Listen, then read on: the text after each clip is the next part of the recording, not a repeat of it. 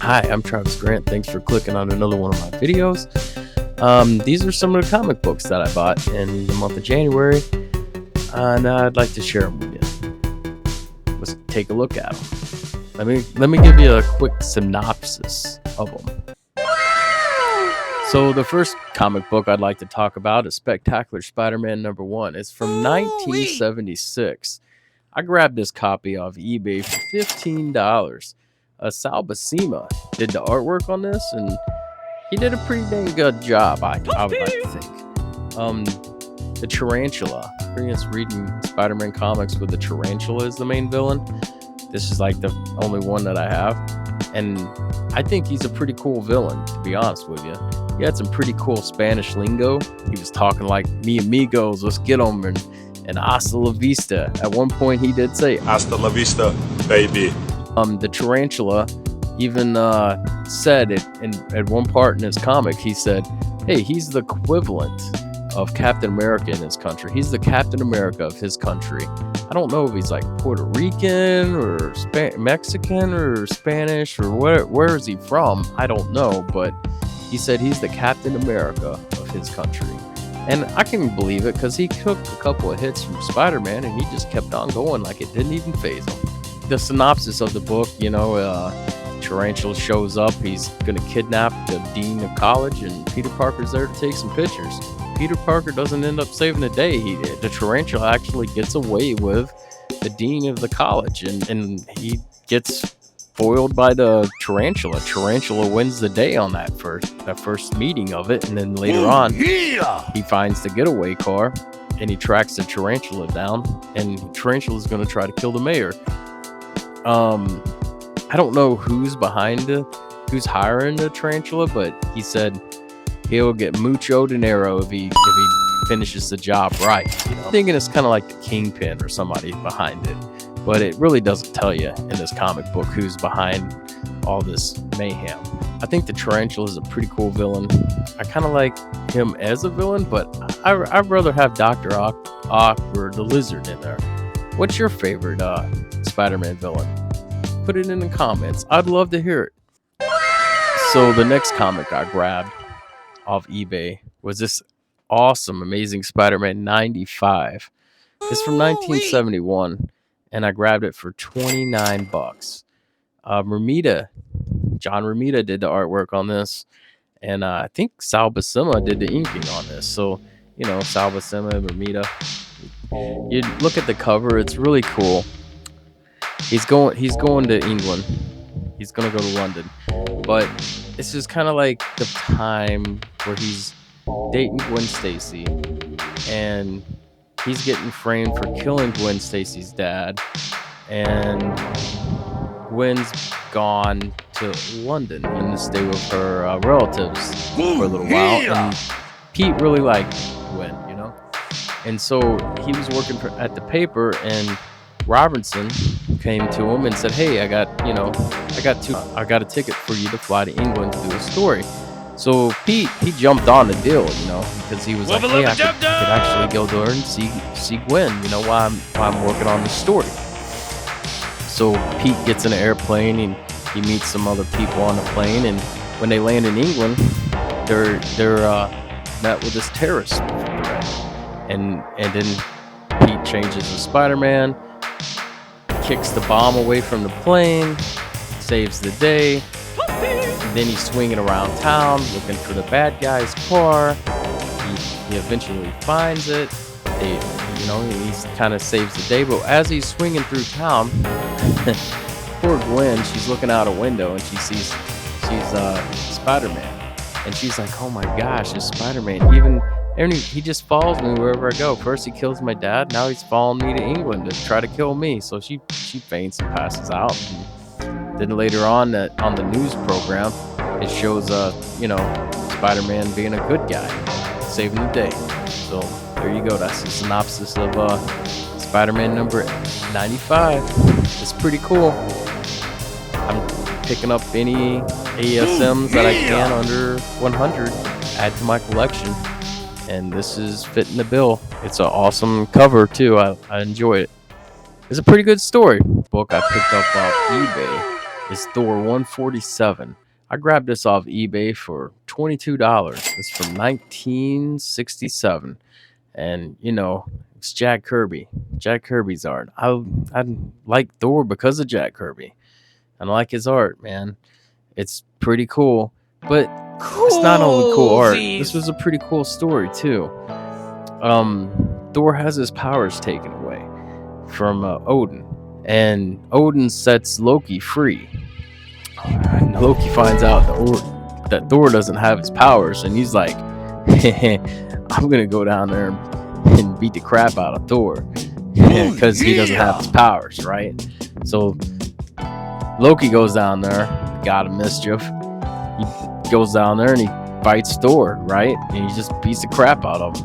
Then later on, Lady Sif and Bladder showed up against Odin's will because he doesn't want anybody going back down there to help Thor out because Odin's trying to punish Thor. But they went ahead and helped him out anyways because they're his friends. So they help him out in the nick of time. And right at the end of the comic book, Odin's pretty mad, so he sends the lightning bolt down. So I don't know what happens in next. I'd have to get 148 to figure it out, but it seems like it'd be a pretty cool story to get. There's a backup story in this comic too, and it's about the Inhumans, which are pretty cool too. But that's about it for this, and I enjoyed Thor. I enjoy the lingo, the have not they, and stuff like that because it's different. It's a real different take when you're reading it, and I enjoy it. It's pretty cool. How many people out there like Thor? Put some comments down there. Tell me what your favorite issue of Thor is. This one's pretty good. If you don't have it, I'd suggest picking it up or taking a look at it if you can pick it up and the surrounding issues. That's what I'm working on. My Silver Age Thor run. All right. The next comic I picked up off eBay was this cool Avengers 67. And it's from 1969. I grabbed this copy for $15. What a deal, right? Has Ultron on the cover, man. And I like the design of it. It kind of, the robot and Avengers die. He's not playing around. And then it's cool. It has this like Jack Kirby crackle going on the cover. It's really cool. But Jack Kirby didn't draw it. It's Barry Smith. I guess it's Barry Windsor Smith, maybe. But it just says Barry Smith in the cover. It's Roy Thomas did the story. So it's pretty cool about that. I did really enjoy the artwork in this. This is pretty neat. I'm going to put up some artwork and pages of it over here for everybody to take a look at, gander at. But it was really cool art. I really enjoyed the art in this.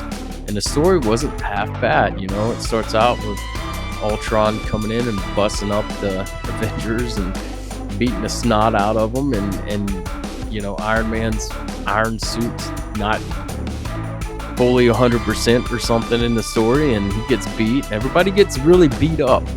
The Vision kind of tracks down Ultron, and Ultron's plan was to just bomb the crap out of the city. So Vision kind of catches up with Ultron, and Vision and Ultron have a little fight, and then the SHIELD agents show up because they're after the animanium that Ultron's made out of, and they're wanting Ultron too for themselves to get the animanium out of him. So there you go. It's a quick synopsis, and it's a pretty cool little story. I don't have a lot of Avengers books, but I enjoyed this one, and I kind of might look forward to grabbing some more Silver Age Avengers. I think anything below 100 in Avengers would be something worth taking a look at. 1 through 100, if you can swing it. So I don't know all about the Avengers, but I think Hank Pym's pretty cool as an Avenger. I'm always gonna dig Thor. He's probably my favorite. Thor would have to be my favorite Avenger, but that's pretty cool. It was a pretty cool book. I enjoyed the artwork. Alright, Avengers 38. I grabbed this off eBay for $18. Roy Thomas wrote it, and Don Heck did the artwork. it was more of a cover buy for me, because when I looked at it, I was like, man, what a cool cover that is. I mean, is if I'm not gonna own a lot of Avengers books. I tell myself that, so I just want to get real cool covers of it. But this has a really cool story to it as well, and it starts out Black Widow. Hawkeye wants Black Widow to join the Avengers, and the rest of the Avengers are like, well, we have to wait till we all assemble, and then we have to vote on it and everything. But Hawkeye's just like, that's his girl, and he wants her to be part of the Avengers, you know? And so they're kind of weary of letting the Black Widow join the Avengers. So, anyways, it kind of has like a two-part story going on here. So then we have like it flashes over to Thor battling Ares, and they're having a good beat up fight, you know, off somewhere. And then Enchantress shows up, and she's like offering Thor and Ares some mead that she has, and she's like, hey, drink this mead. And it's not really mead, it's some potion that she concocted up, and it makes Hercules and Ares kind of like hypnotized. And she tells Ares to bug her off, you know, just leave her alone. But she keeps Hercules, and she tells Hercules that we need to go attack the Avengers. And so Hercules is like, okay, because he's under the Enchantress's spell. So he just goes there and starts attacking the Avengers. So Captain America in the story, he's in there for a little bit, but he takes off because he has another mission going on. The Black Widow's going to the Avengers headquarters, but she gets derailed by some SHIELD agents, and Nick Fury is talking to Black Widow, telling her that, hey, we need you on our side as a SHIELD agent. You're going to be working for SHIELD instead of the Avengers. Black Widow gets debriefed by SHIELD and Nick Fury, and after that, she takes off and she goes to the Avengers headquarters to her little scheduled appointment with the Avengers to join their club, their super team. So she's there, and she tells them that she cannot join the team, and she has to do some undercover work still. And they think that she's going to be doing the undercover work for the bad guys. So they were kind of just like, well, we can't have you join the team anyways, because you're, you know, she just gets kind of pushed off to the side. Hawkeye gets mad because that's his girl. And he really likes Black Widow, and so he dodges out. He's like, I'm done. I'm leaving. He throws his bow down. He kind of like quits the Avengers for a second, you know. He's just like, I'm done. I don't even want to be part of this. It's too much trouble always getting called in and stuff for the Avengers. So then the Wasp kind of goes with them, and they go out and eat some Chinese food. While they're eating Chinese food, why Hawkeye and the Wasp leave the Avengers kind of there, and they go eat Chinese food. Hercules shows up and beats the crap out of the Avengers. Like he's beaten Quicksilver with one. He just kind of swats them and catches them off guard. He beats up right before the Enchantress beats up Scarlet Witch. She sends out a signal to Hawkeye and the Wasp, and then they show up, and then Hawkeye shoots a brimstone arrow. Hercules' dad, Zeus, shows up after he gets out of the spell, and when Zeus shows up, the Enchantress hightails it out of there. And Zeus tells Hercules, look, I told you not to meddle with humankind. Now that you're here, you just stay there. That's your punishment for a little while. Hercules has nowhere to go, so the Avengers take him in and say, hey, you're a cool dude. You were just under the spell of the Enchantress. Why don't you just join us for a little bit? And he was like, okay, because Thor has told the other Avengers of his tales fighting Hercules and fighting alongside of him. And so they're like, oh, cool. you can join our Avenger team for a little while. Coolsies. And so Hercules joins the Avengers in this book. It's pretty cool. I'm glad I picked it up for $18.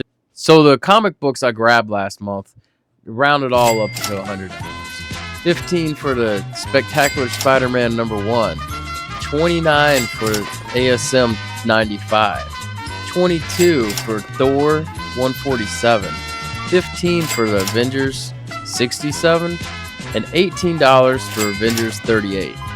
Now, is the juice really worth the squeeze on these comic books?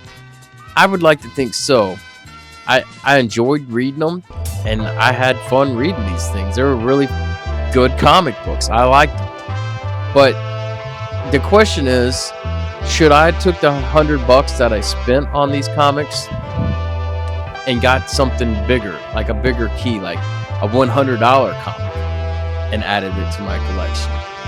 I think I enjoy these 5 books more than what I would enjoy a $100 comic. I don't know. It's up to debate. Everybody collects comics a little different, and I'd like to hear your opinion on it. Like and subscribe if you want to. Thanks for watching. I really appreciate it, and I love ya, boy.